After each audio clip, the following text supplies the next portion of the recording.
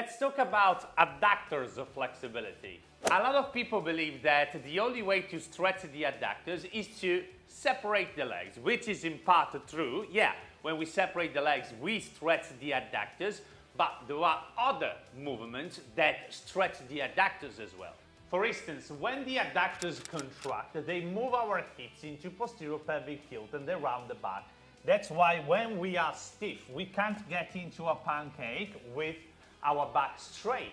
Extending our back and moving our hips into anterior pelvic tilt, we stretch the adductors more, and thus we can get into a flat pancake, which is impossible with stiff adductors. The adductors shorten when we move the hip into internal rotation, thus they lengthen when we move it into external rotation. This is why when I'm in this stretch, I'm not only separating my legs, forcing my knees down, but I'm also working on my hip external rotation, which requires more adductors of flexibility. Another aspect, should you flex your trunk down or move it away from your legs to better stretch your adductors muscles? Well, actually, your adductors move your hips both into flexion, so trunk to your legs, and extension, so trunk away from your legs. So using both positions is excellent to stretch your adductors in the most complete way.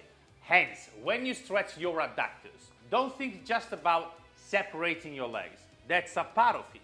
You can also move your hips into anterior pelvic tilt and turn your legs out externally to rotate your legs to maximize the stretching effect on these muscles.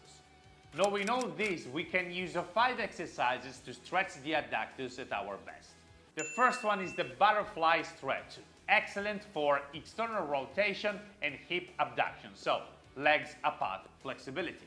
The second one is the frog stretch. This is excellent for adductors of flexibility in general. The third one is the standing pancake. Here we're not separating the legs much, but we're working on anterior pelvic tilt and hip flexion, which create an excellent adductor stretch. The fourth one is the horse stance or sumo squat. We can move the trunk down and up to change the intensity of the exercise. The most important part is that the hip remains on the same line as the knees. Final one, how not to mention the middle splits. The idea here is that you want to separate your legs as much as possible to create an awesome adductor stretching effect. Obviously, this is a middle split, so the goal is to separate the legs at 180 degrees. Hope it helps. Have a nice stretch.